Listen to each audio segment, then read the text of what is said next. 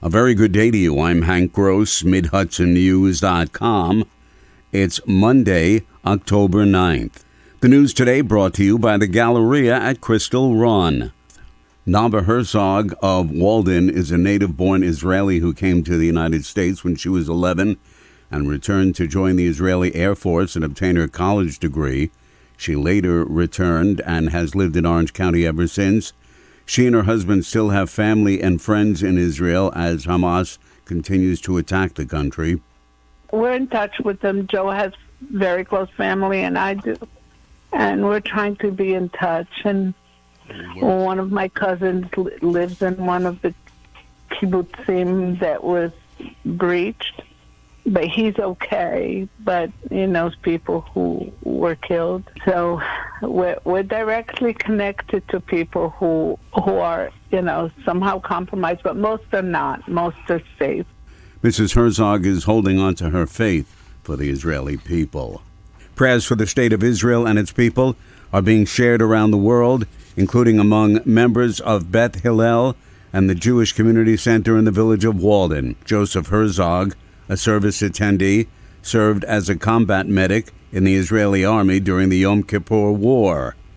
For me, it's like now it's 50 years since then, and at once you hear the disaster and the horrible massacres done, that you can see them on the American TV partially, but on Israeli TV more than that. Killers. One man at the prayer service said Israeli intelligence failed. The Poughkeepsie City School District and the teachers in the district have reached a tentative agreement for a new contract. The members of the Professional School Teachers Association have not had a pact for 6 years and recently began a campaign to educate the public about the district's alleged failure to negotiate in good faith. On Thursday, the parties resumed mediation and reached a conceptual agreement late in the day. The tentative agreement was slated to be prepared and signed on Friday, October 6th. The mediator has issued an embargo on the parties so that no information contained in the agreement can be released to the public at this time. More news right after this. Find over 100 retailers allowing you to spend hours shopping safely at the Galleria at Crystal Run. Enjoy the big brands and the diverse selection of family-owned stores all in one location. The Galleria at Crystal Run offers dining options for everyone with Fuji 110 Grill, Allen's Mediterranean Grill, and Peru Cuisine. Discover the Mid-Hudson Valley's premier shopping, dining, and entertainment destination, the Galleria at Crystal Run. For more information, follow us on Instagram, Facebook, or visit GalleriaCrystalRun.com.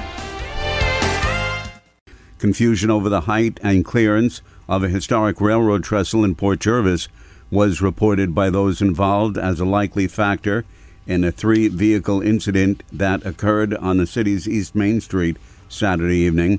The driver of a tractor-trailer rig that was traveling along East Main Street into the city just before 8 p.m. was involved in an accident that sent him to the hospital. As the truck made its approach to a low-clearance vintage railroad trestle, it passed 2 signs advising of different height considerations and was then met with lettering on the bridge itself. The sign furthest from the trestle reads actual bridge height 13 feet 8 inches. The sign just before the bridge advises low clearance 12 feet 8 inches. Wording on the bridge matches the closer sign stating 12 feet 8 inches clearance. As relayed by the drivers of the 2 involved cars, the driver of the truck chose to back his vehicle up rather than proceed through the trestle. In doing so, he struck a car behind him. Realizing he had struck something, he got out of the truck and walked toward the rear of his vehicle. While walking in the roadway toward the back of his truck, he was struck by an approaching car. The Newburgh School Board has filed formal papers with the State Education Department calling on the commissioner to remove Darren Stridiron as board president. In a 200-page document obtained by Mid-Hudson News, the board majority accuses Stridiron of 4 acts of impropriety, including moving the superintendent's seat over by 1 at meetings. He He claims all the charges are bogus. The vote yesterday and the filing that was put out, it violates the confidentiality clause. It has confidential material in it. The 5 board members that voted for that approved the release of confidential information for the board and for an employee that was recently suspended. And I'm going to fight this with everything I have.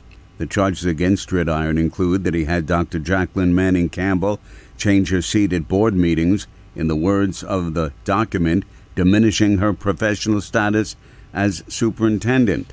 It's been 11 years since Tammy Palmer was murdered, and police believe it was at the hands of her father-in-law, Eugene Palmer.